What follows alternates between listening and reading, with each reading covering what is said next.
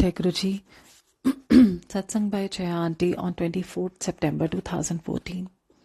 गुरुजी के दर्शन और गुरुजी से अरदास से ही हमारी सुबह होती है। फेसबुक खोलते ही जो पहली पोस्ट दिखती है वो गुरुजी की ही होती है। जब तक जय गुरुजी ना लिख लो आगे पढ़ने का मन ही नहीं करता। गुरुजी से रिलेटेड पोस्ट के अलावा एक खास पोस्ट मुझे हमेशा नज़र आता है, माँ से रिलेटेड पोस्ट। हर एक के माँ के प्यार का, बलिदान की चर्चा होती है।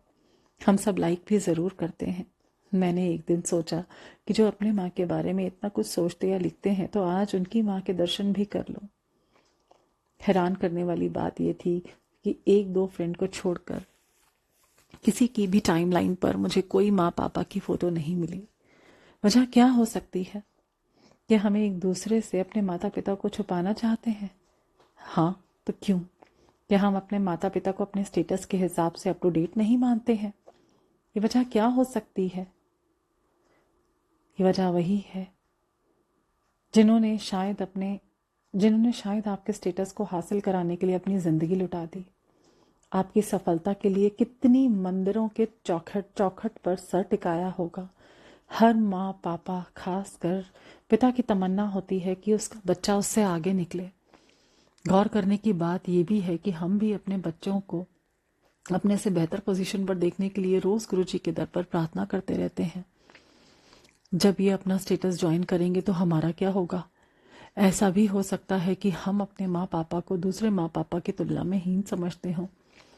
जब हमें अपनी सारी ज़िंदगी लगा कर बड़ा किया, फिर भी हम और लोगों की तरह नहीं बन पाए, तब भी कभी उन्हें हमें अपना बेटा बेटी कहने में शर्म तो नहीं आई। अब भी हम कोई भी काम करते हों और कोई भी हमारे बारे में बात करे तो हमारे माँ पिता हमें ऐसे पेश करते हैं जैसे हमारे जैसा इस दुनिया में कोई हो ही नहीं सकता।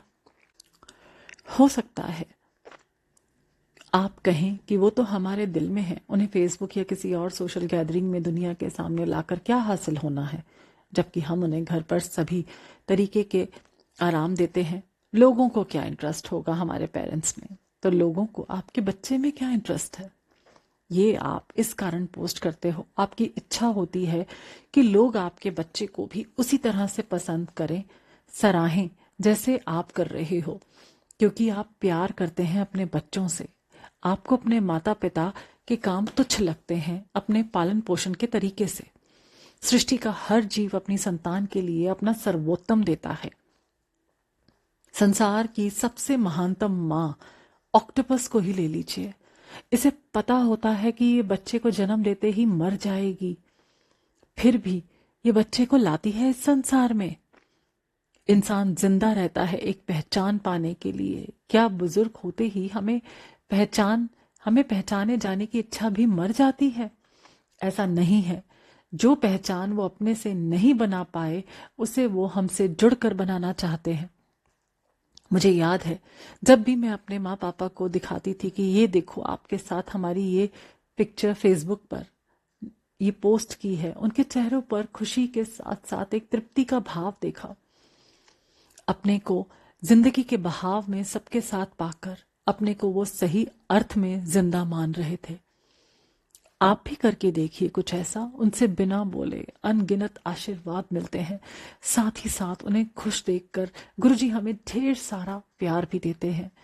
मैंने भी जब भी अपनों के लिए कुछ भी अच्छा करने की कोशिश की, गुरुजी ने मुझे बहुत ब्लेसिंग्स दी। सेवा के अवसर तो हर जगह है, क्यों ना घर से ही शुरू करके देखें। सेवा का एक रूप ये भी देख लें। मेरे जानने वालों में 2 भाई बहन ने इंडिया से बाहर जाकर अलग अलग देशों में अपनी गृहस्थी जमा ली। बच्चे छोटे रहे तो दादा दादी नाना नानी का प्यार मिलता रहा। दोनों परिवार में लड़कियों ने बच्चे को वो भाषा सिखा दी जिसमें वो अपने माँ पापा से बात करती थी। यानी दोनों फैमिली के नाना नानी तो बच्चों से बात कर पाते थे, पर दादा दादी अपने को बहुत ही मजबूर पाते थे जब वो बच्चों से कम्युनिकेट नहीं कर पाते थे। बच्चे बड़े हो रहे थे, अब खेल खिलौनों से उन्हें नहीं लुभाया जा सकता था। अब वो दूर होते जा रहे थे। उस माँ की आंखों में मैंने वो बेबसी देखी जो सारे आशीर्वाद को फीका कर दे। बेटे ने उनसे उनका सबसे बड़ा प्यार छीन लिया, जो एक दादा दादी का बनता था। यहाँ बेटे ने अपनी ही जड़ खोद ली। आज तो वो ये सोच बैठा है कि क्या फर्क पड़ता है, मुझे तो वहीं रहना है। पर कहीं बच्चा कल बच्चा कहीं किसी और देश में चला गया तो क्या वो वहां की भाषा सीखेगा उनके बच्चों से बातें करने के लिए? यहाँ बेटी ने तो अपनी सेवा कर ली, पर बेटा पीछे रह गया। यदि हमें गुरुजी की सेवा करनी है तो घर से ही तो शुरू करनी पड़ेगी।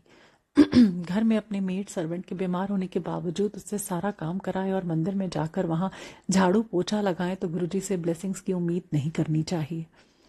गुरुजी के पास पहुंचाने के लिए हमें किसी बाहरी व्यक्ति के बताए रास्ते की जरूरत नहीं है। अपने अंदर की सुनना शुरू करें हम। गुरुजी हमारे पास है, बहुत पास। जय गुरुजी।